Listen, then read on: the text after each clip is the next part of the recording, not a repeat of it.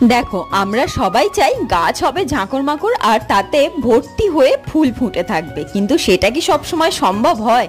তার জন্য প্রয়োজন গাছের সঠিক পরিমাণে খাবার প্রদান, সঠিক পরিমাণে জল দেয়া, গাছের ঠিকঠাক সময়ে কাটাই ছাঁটাই করা।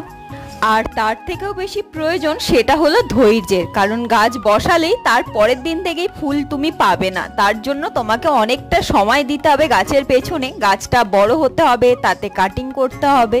তোমরা অনেকেই কমেন্ট করো, দিদি তোমার গাছে তো সেরকম ফুল দেখতে পাই না। তোমাদের আবারও বলছি, আমার ছাদ বাগান খুব বেশি পুরনো নয়, সুতরাং গাছ বসিয়ে তাতে কিছুটা তো সময় দিতেই হবে ফুল আসার জন্য। আর আমার এই পত্তুলিকা গাছের গোড়ায় দেখো খুব বেশি মাটি নেই, কিন্তু আমি সঠিক সময় সঠিক পরিমাণে খাবার দিয়ে থাকি, সেই কারণেই গাছে এত ফুল হচ্ছে।